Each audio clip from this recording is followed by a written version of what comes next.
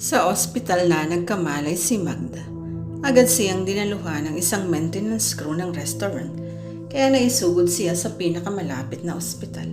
Nanlalabo pa ang paningin niya, pero malinaw na malinaw ang boses na bumati sa kanya. Kumusta ka na?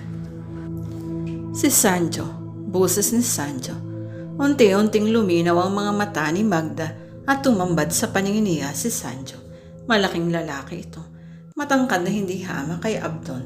Mas bata ang itsura ni Abdon dahil mas pananda ng ilang taon dito si Sancho. Mas gwapo pati si Abdon lalo na sa paningin ni Magda. Nagpilit siyang bumangon kahit nakakaramdam pa rin ng hilo. Anong nangyari? Tanong niya. May tumawag sa cellphone ko. Tinatanong kung kilala kita. Sinabi na isinugod ka nga dito. Tumawag na rin ako sa tiya purin mo. On the way na sila ng pinsan mong si Ivy. Kilala ni Sancho ang immediate family niya sa Manila dahil umakyat ng ligaw sa kanya ang binata. Naipakilala niya ito sa pamilyang tinitirahan, sa kanyang tiya na kapatid ng kanyang ina at saka isa-isa nitong anak na pinsan niya, si Ivy. Biglang naalala ni Magda si Abdon. Sancho. Si Abdon. Narinig niya ang pagkawala ng malalim na buntong hininga ni Sancho. Magda histed. Nagtama ang paningin ng dalawa. Nasa mukha ni Magda ang hindi makapaniwalang reaksyon. That's not true, Sancho. Yeah, I hope so. Napayuko si Sancho. But sad to say, it's true. Ayaw pa rin tanggapin ng utak ni Magda ang mga sinasabi ni Sancho. Paano nangyari yun? Kanina lang ay kasama ko si Abdon. Nagtaka si Sancho sa narinig. Magda, nagsamula na namang mag-rattle si Magda. Sandali, tatawagan ko siya. Kakausapin ko siya. Papupuntahin ko siya dito. Magda, tama na please. No, magpapasundo ako sa kanya, Sancho. Nakita ni Magda ang handbag na nakapatong sa isang mesa at agad kinuha. Hinanap ang cellphone. Itinaktak ang lahat ng laman ng bag pero wala doon ang cellphone. Iniabot yun sa kanya ni Sancho. Ibinigay raw kay Sancho ng lalaking nagsugod sa ospital kay Magda ang cellphone. Agad hinablon ni Magda ang cellphone. Nginigang kamay na pinindutin yun para tawagan si Abdon. Napapikit si Magda habang naririnig niya nagre-ring ng cellphone na tinatawagan niya pero walang sumasagot. Matagal. Magda, nasa morgue na ang katawan ni Abdon. Anytime now ay i-autopsy na siya para malaman ang naging cause ng pagkamatay niya. No. Bakit siya i-autopsy? Pagtutol ni Magda. He's not dead. Bakit siya i-autopsy? Magda, listen to me. Patay na si Abdon. Mas malakas ang boses ni Sancho. Mas authoritative. No. Mas hysterical na ang boses ni Magda. Makinig ka. Makinig kang mabuti sa sasabihin ko. Isang linggo na siyang namamatay ayon sa mga nakatagpo ng bangkay niya. Magda, patay na si Abdon. It can't be. Kasama ko siya kanina lang. Magkasama kami kanina lang. Paano mangyayari ang sinasabi mo, Sancho? Paano? Napapikit ng marin si Sancho. Hindi alam ng lalaki ang nangyayari sa kanya.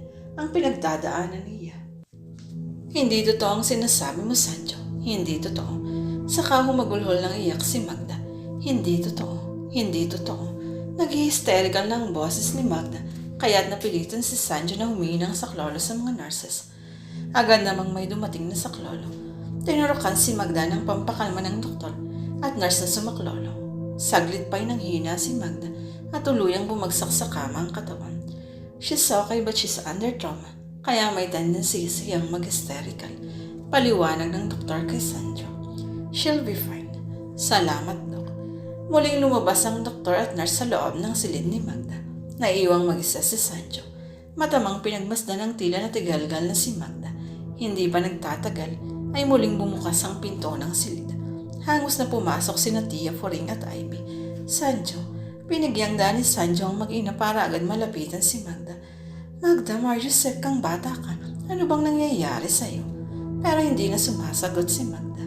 Hinanap ni Ivy si Sancho. Totoo ba ang sinasabi mo tungkol sa nangyari kay Abdon? Marahang tumango si Sancho. Pumukas ang lungkot at pag-aalala sa mukha ni Ivy nang makumpirmang totoo na patay na si Abdon. Nagpaalam na si Sancho sa mag-ina. Babalik na lamang ako bukas, Tia Poring. Marami pa akong aasikasuhin. Kailangan kong malaman agad kung may resulta na ang autopsy. Sige na, Sancho. Kami na ang bahala dito. Maraming salamat sa pagsaklolo mo kay Magda. Sabi naman ni Ivy kay Sancho. Maaari ba kitang makausap sandali, Ivy? Lumabas na lang silid si Sancho at agad sumunod si Ivy. Naiiwan sa loob ng silid si Tia Puring. Waring nagugulumihan. Umungol si Magda. Gising siya pero umuungol siya. Abdon, saka siya humugulhol ng iyak. Agad siyang nilapitan ni Tia Puring para saklolohan anuman ang kanyang nararamdaman. Magda, hinaplos ni Tia Puring yung balikat ni Magda para alun. Tia Puring, si Abdon. Oo, alam ko. Patay na siya. Tia Puring, nandito si Abdon. Ginapangan ng matinding kilabot sa katawan si Tia Puring. Pakiwari ng matanday nag-amoy kandila sa buong paligid. Pagkuway humalo sa hangin, ang amoy ng magkahalong sangsangang bulaklak at nabubulok na bangkay. Parang maduduwal si Tia Puring sa sinabi ni Magda. Batid na nito kasi ang nangyari kay Abdon.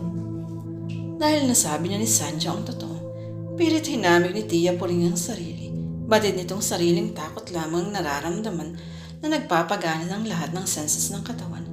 Abdon, bakit hindi ka maupo? Ani Magda habang nakatingin sa isang lugar na wala namang tao. Ano ka ba namang bata ka? Kung ano-ano ang sinasabi mo, kinikilabutan ako sa iyo. Reaksyon ni Tia Puring. Tiyang totoong nandito si Abdon. Muling gumapang ang kilabot sa katawan ni Tia Puring. Agad din linala ng matanda ang paningin pero walang ibang naroon sa silid kundi sila lang dalawa ni Magda. Nagtaka ang tiyahin sa sinasabi niya dahil wala naman itong nakikitang ibang tao sa silid. Sa kabila yun ay patuloy naman ang nararamdaman itong kilabot at takot sa katawan. Magda, nauunawaan ni Tia Puring ang nararamdaman ni Magda. Alam nito na may tendency na mag-breakdown ng pamangkin dahil makailang ulit nang nangyari yun kay Magda. Sabihin niyo kay Sanjo na nandito si Abdon. Hayan siya. Nakatayo siya sa harapan nating dalawa. Tawagin niyo si Sanjo, Tiyang. Napaurong si Tia Puring. Hindi malaman ang gagawin. Hindi alam kung paniniwala ng mga sinasabi ni Magda. Kung taong patay na si Abdon, kung totoong nakikita iyon ni Magda sa loob ng silid na iyon, ibig sabihin ay nagmumulto si Abdon.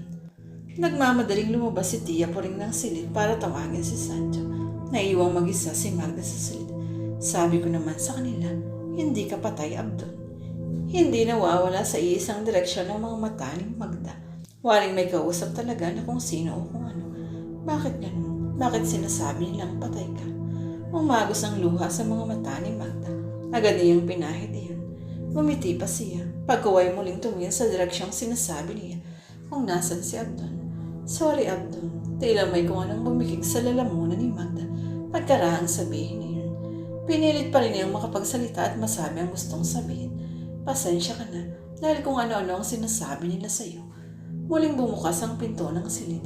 Pumasok si Sancho sa loob ng silid. Kasunod sina Ivy at Tia Puring. Nagtataka sila dahil sa naging reaksyon ni Magda. Dinatnan siya na maitong masaya na ang mukha pagamat nagpupunas ng luha na umaagos sa pisngi. Sancho, Abdon is here. What? Dinalaw niya ako. Nagpunta sa crime laboratory si Sancho. Pinagmasdan ang bangkay ng kapatid na walang saplot maliban sa puting kumot na inalis niya. Nagtataka siya sa mga sinasabi ni Magda. Pinaninindigan ng nobya ng kapatid na nakikita nito si Abdon. Paulit na ulit na sinasabi ni Magda na buhay si Abdon. Kung buhay si Abdon, sino ang bangkay na nasa harapan niya? Maski pa sabihing nabubulok na ang bangkay ni Abdon, may pagkakakilanlan pa rin siya dito. Ang build ng katawan, ang buhok at may ilang mga palatandaan siya. Pagkakakilanlan sa kapatid. Saka ang damit ni Abdon. Nasa pantalon pa nito ang wallet kung saan naroon ang lahat ng ID nito. Bukod sa mga isang linggo nang nawawala ang lalaki, kung hindi si Abdon ang bangkay, sino ito? At nasaan si Abdon? Bumulong si Sancho. Are you still here, Abdon? Pumikit si Sancho. Pinakiramdaman kung mayroong kakaibang elementong nasa loob ng morgue. Hinintay niya kung kikilabutan siya. Hinintay niya kung magpaparamdam sa kanya ang kapatid. Pero wala. Matagal siyang naghintay pero wala. Tumilat na si Sancho. Negative. Napailing pa siya sa sariling kalokohan. Praktikal siyang tao. Malakas ang loob. Hindi matatakotin. Lalong hindi mapapaniwalain sa mga bagay na hindi pa niya nakikita tulad ng multo. Ano't sa likod ng isipin niya, tila ibig niyang paniwalaan ang sinasabi ni Magda. Sir, may naghahanap po sa inyo. Wika ng isang lalaki mula sa likuran ni Sancho. Hinarap niya ang assistant ng crime laboratory na katulong sa pagkakandak ng autopsy. Lumabas na ng silid si Sanjo at pinuntahan ang naghihintay sa kanya. Si Sergeant Berhel de la Riva, isang investigador. Pumunta ang dalawa sa isang pribadong lugar at doon nag-usap. Here's the autopsy result. Confirm na wakwak ang dibdib at dinukot ang puso. Anang sarhento. Natigilan si Sanjo. Hinuhay yun ng investigador noong una pa lang. Pero iba ang naging pakaramdam niya nang kumpirmahin iyon. May kaaway ba si Abdul? Wala akong alam. Sabay iling ni Sanjo. Mabait ang kapatid ko. Friendly. Wala akong alam na may kaaway siya. Kailan mo huling nakita ang kapatid mo?